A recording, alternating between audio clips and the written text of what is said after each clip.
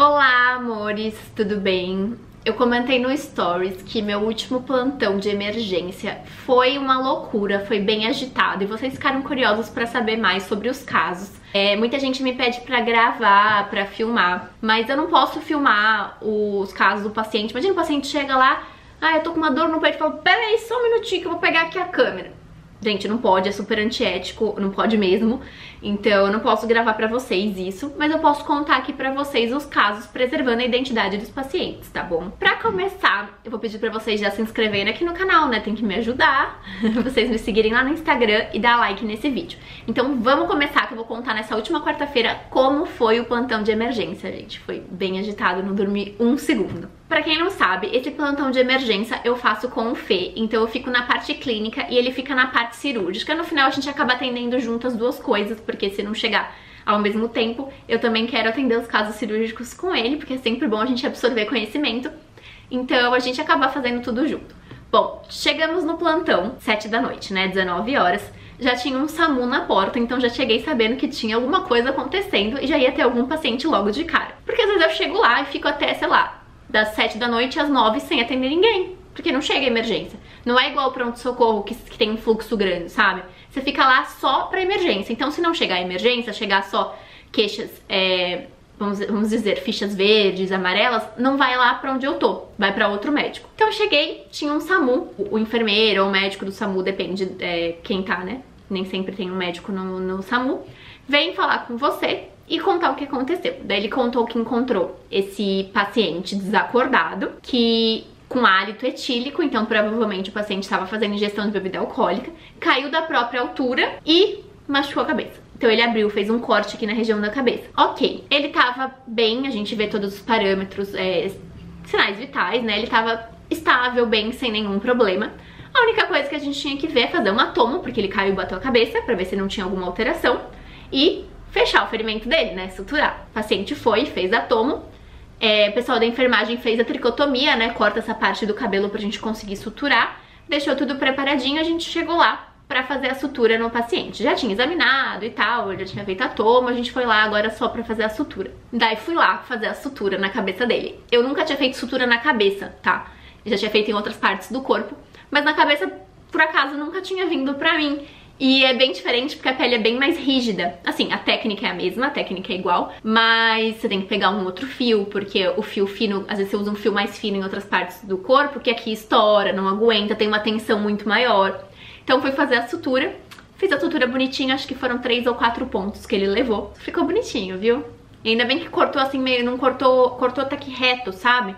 Foi um corte bonitinho, então pra suturar fica até mais fácil. Daí foi feito o curativo. E ele tava show de bola, porque não tinha nenhuma alteração na tomo, não tinha nada assim mais grave. Então, basicamente, a sutura é medicação e ele tava liberado. Quando a gente chegou também, o médico que tava passando o plantão pra gente passou os casos que já estavam lá internados, né, na parte da emergência. Então, tinha uma senhora de 80 e pouquinhos anos, então, mulher, sexo feminino, 80 e poucos anos, que teve um AVC isquêmico, que basicamente, pra explicar pra vocês, é quando falta, como se fechasse uma artéria lá do cérebro, faltasse irrigação pra uma parte do nosso cérebro, tá? Então imagina, se o cérebro cuida de movimento, fala, olfato, tudo, e falta sangue numa dessas partes, você pode perder essas funções. Basicamente, pra vocês entenderem, é isso. Então, um AVC que às vezes o pessoal chama de derrame, acidente vascular, o nome certo é acidente vascular isquêmico que ela teve, tá? Então, como não chega o sangue, falta oxigênio nesses tecidos, e esses tecidos morrem, vamos dizer assim. Acho que ficou fácil pra vocês entenderem, né? Ela teve um AVC isquêmico, então faltou oxigênio, né? Não chegava sangue nesses tecidos, então, consequentemente, não tinha oxigênio e nutrientes. E foi bem extenso. Então a paciente, quando a gente chegou, ela já estava desacordada, entubada, porque ela não estava conseguindo fazer a ventilação dela sozinha, então precisou entubar e colocar ela nos aparelhos para que esse aparelho fizesse a ventilação para ela. E ela já estava em uso de noradrenalina, que é uma droga vasopressora, que é para ela conseguir manter a pressão da paciente quando ela não consegue fazer isso sozinha. Quando o organismo não consegue fazer isso sozinha, a gente precisa entrar com essa droga. Essa ou outras, né? Mas no caso ela estava já usando nora e ela estava no acesso periférico, porque tinham acabado de entrar com a noradrenalina. E não é legal deixar a noradrenalina em acesso periférico. Não é indicado, você tem que deixar a nora em acesso central. Mas como eles tinham acabado de entrar com a nora, entraram no periférico para manter a pressão dela e aí a gente teria que passar o central. Foi aí que a gente foi passar o central nela. Então, o acesso venoso central, eu vou explicar pra vocês basicamente o que é e como a gente faz. Você vai entrar com um catéter pela jugular interna, ou pela subclávia, ou pode ser pela femoral também, mas basicamente é mais utilizado esses dois acessos, tá? Eu fiz pela subclávia nela, porque às vezes você avalia o pescoço do paciente, vê por onde você acha que é mais fácil de acessar. Então a gente fez pela subclávia. Foi bem tranquilo, a gente acertou de primeira, porque assim, você não vê, não é guiado por ultrassom lá, enfim. Então você tem que achar a veia de acordo com a anatomia que você conhece, que é a anatomia da maioria dos seres humanos, mas tem gente que tem umas diferenças, enfim. Então como é que faz? A gente basicamente, tá? Vou falar pra vocês assim, bem o básico. Tem que fazer toda a limpeza, tem que limpar toda essa área pra não ter contaminação de catéter, que é uma coisa que acontece muito. Limpa tudo bonitinho. Você vai entrar com uma agulha aqui, rente à clavícula, e passar por baixo, que é normalmente onde você acha a veia subclávia, né? Achou, você vai inserir um fio guia e depois pra você passar o catéter por ele vai chegar até o coração. Por isso que a gente chama de acesso venoso central. Você vai ver, depois a gente faz um raio-x pra ver que esse fio tá lá dentro do coração. Pra colocar o catéter oficial que vai ficar lá dentro, a gente tem que usar como se fosse um alargador, porque senão não passa. Você tem que ir passando pela veia dela pra abrir espaço, porque ele é um pouquinho mais grosso do que a agulha que a gente entrou. Então você faz o alargador, passa o catéter definitivo, testa o catéter pra ver se tá direitinho no lugar. Tem um teste que a gente faz do soro, conecta o soro, abaixa o soro pra ver se vai refluir o sangue nele, então pra ver se tá dentro do coração mesmo. Passamos o catéter, fixamos eles direitinho, a gente dá uns pontinhos aqui depois pra ele não se mover, fica tudo bonitinho. Faz curativo e passamos a noradrenalina pro acesso central. Enfim, as outras coisas, medicações e tal, já estavam todas feitas, tá? A gente só precisava passar o central pra mudar a noradrenalina de acesso, né, do periférico pro central. Então foi isso que a gente fez, foi feito, foi bem tranquilo e a gente conseguiu colocar o acesso bonitinho nela com a noradrenalina no lugar certo. Nesse meio tempo, chegou um outro paciente que eu até frisei no meu stories pra vocês. Um menino jovem, 22 anos, que trabalha como gari, tava recolhendo o lixo, né? Pegou um saco de lixo que tinha vidro descartado de uma forma errada. Na hora que ele pegou, ele cortou o braço, então teve que ir lá tomar ponto. Ele tinha as vacinas, principalmente do tétano, que é muito importante, então ele não precisou tomar vacina porque era recente a vacina dele. Mas a gente precisou, além de suturar, entrar com antibiótico, porque como é lixo, a gente não sabe o quanto aquilo tá infectado, o que tinha, enfim. Então vai um adendo pra vocês. Toma cuidado com o descarte do vidro, gente. Depois que eu postei isso, o pessoal começou a comentar: eu coloco dentro de caixa de leite, eu coloco dentro de garrafa PET, eu sinalizo no saco, enfim. Tem diversas formas de descartar. Mas não joguem os sacos de lixo de qualquer jeito, porque tem muito acidente com isso. Então ele chegou, a gente faz a higienização, que é uma parte meio chata, porque a gente tem que higienizar o machucado, né, o corte, antes de anestesiar. Então toda vez que tem uma sutura, você antes tem que anestesiar. Mas pra você enfiar a agulha do anestésico, você tem que limpar, pra aquela agulha não entrar, levar sujeira pra dentro. Então a gente pega, limpa. Aí pode ser, depende do que tem em cada serviço, pode ser, a gente passa um degermante quando tá muito sujo, assim, de sujeira de olhar mesmo, e depois um clorex aquoso, porque o alcoólico arde. Cada serviço tem os seus produtos, tá? Aí você passa, sei lá, uma gaze e limpa bastante. É uma parte chata, porque se tá doendo, você vai raspando, não é gostoso, mas tem que fazer. Depois disso a gente faz a anestesia local, então você entra com a seringuinha lá, anestesia tudo direitinho pra ele não sentir os pontos e começa os pontos. Então o fio que você usa, por exemplo, foi aqui o corte do paciente. É bem mais fino do que o fio que eu usei pra suturar a cabeça. Tem essas variações. Fiz, acho que ele levou, sei lá, 4 pontinhos também, foi assim, até que tranquilo, não foram... Graças a Deus não teve um corte maior. Vai com curativo pra casa e tomou antibiótico por conta da gente não saber da contaminação desse lixo, enfim. Então, coitado, tava lá trabalhando, o pessoal descartou errado, ele teve que tomar ainda antibiótico em casa. Nesse dia, a gente teve 3 pacientes que chegaram de queda da própria altura etilizados. Então, o primeiro foi aquele que eu suturei a cabeça, e os outros 2, um era uma mulher de 30 e poucos anos, e o outro...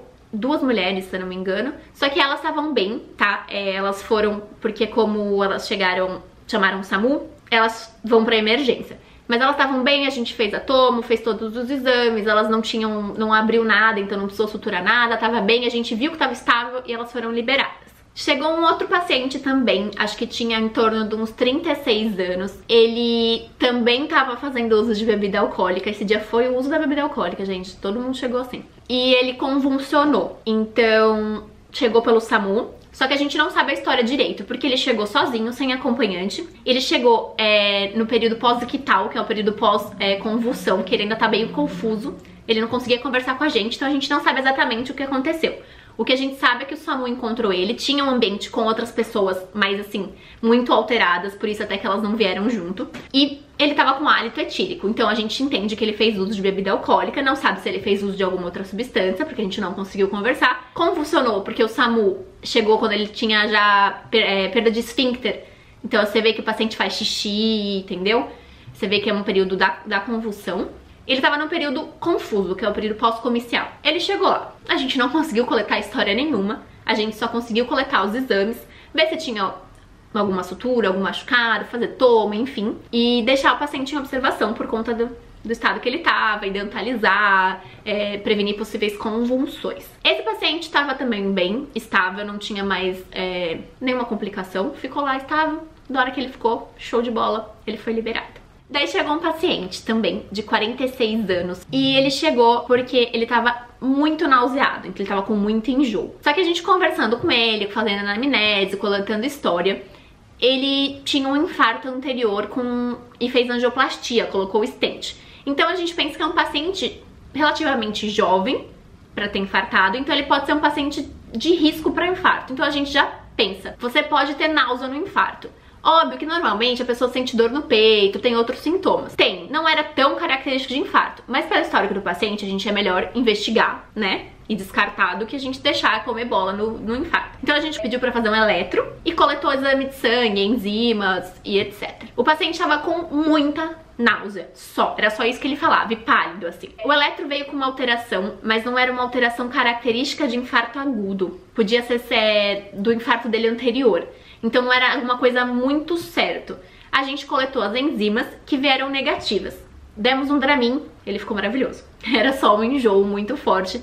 Então depois do Dramin ele falou, nossa, ele ficou até corado, gente. Tô me sentindo muito bem, não sei o que. Mas a gente preferiu seriar as enzimas. Então depois da primeira coleta da enzima, a gente coletou depois de 6 horas a enzima de novo. Então ele teve que passar a noite lá com a gente. E por conta dessa história toda, quando você abre um protocolo para infarto, você pede um raio-x também, dentre o eletro e os outros exames. Quando a gente pediu o raio-x dele, veio... Eu confesso que esse raio-x desse lugar que eu trabalho não é dos melhores, tá? Pra ver. Então é um aparelho muito antigo e às vezes é bem difícil de identificar. A gente pediu o raio-x e veio um raio-x estranho. Parecia que tinha uns infiltrados bilaterais, mas a gente não conseguia identificar direito, o exame não era muito bom. Pedimos uma tomo e veio com infiltrados, veio padrão de vidro fosco bilateral. Então a gente teve que investigar melhor essa outra. Não foi o motivo que ele procurou pronto-socorro, ele não tinha falta de ar, ele não tinha nada disso, mas a tomo estava suspeita, então a gente precisou investigar mais, então ele precisou ficar lá. Só que eu não acompanhei a investigação até o fim, porque acabou o plantão, foi embora, enfim. Mas resumindo, ele não infartou, tá? Beleza, fui pro conforto, tava todos os pacientes tudo bonitinho, com as medicações certas, todo mundo estável, todo mundo ok. Fui pro conforto e falei, sei lá que horas eram isso, era 3 e pouco. Eu falei, agora eu vou dormir um pouquinho. Aí passou 15 minutos, chamaram a gente. Chegou um paciente de 93 anos, mas assim, com um shape muito bom pra 93 anos. A queixa da família é que ele estava confuso, assim, há 3 dias, mais quietinho, mais amuadinho, sem querer comer direito, há 3 dias. Era a única queixa, não tinha mais nada. O paciente era super ativo, então ele conversava super bem em casa, isso em casa antes disso, tá? Andava sozinho e ele era bem consciente, bem lúcido. Só que quando ele chegou lá, a família passou essa história pra gente. E a gente foi conversar com o paciente que na hora já não estava respondendo mais. Ele não estava lúcido, ele estava bem confuso, a gente não conseguiu coletar uma anamnese através do paciente. Então a gente tinha as informações que a família tinha passado pra gente. Quando você chega em idoso confuso, você pode partir para alguns lados. Infecção, principalmente infecção de urina em idoso, causa muita confusão. Então às vezes o paciente estava super bem, do nada começou a ficar confuso e era uma infecção de urina. Então a gente teve que pensar nisso. Então o que a gente fez? Coletou todos os exames laboratoriais, sangue e urina para essa investigação. A gente pede também raio-x, tomo, pelo momento que a gente tá vivendo, né? E desse vírus e tal. E por ser idoso e não ter, às vezes, não manifestar alguma queixa, não manifestar febre, enfim. Então a gente foi para esse lado infeccioso. Só que o paciente estava muito confuso quando a gente foi conversar e quando a gente foi aferir os sinais vitais do paciente, a pressão dele estava 23/13, que é 230 por 130.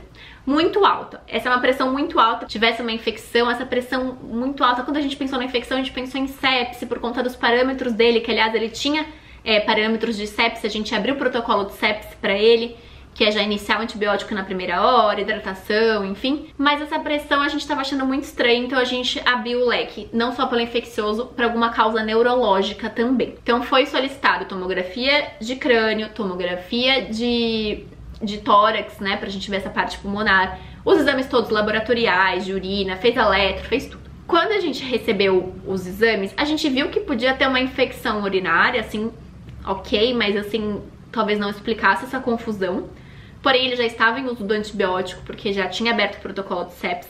Só que a gente pegou a tomo de crânio. Na tomo de crânio tinha um AVC, acidente vascular cerebral, acidente vascular encefálico. Só que esse não era isquêmico, como eu expliquei pra vocês da senhora. Esse era hemorrágico. Então, rompe o vaso e o sangue vai lá pro cérebro. Basicamente, pra vocês conseguirem entender o que é. É uma hemorragia, tá bom?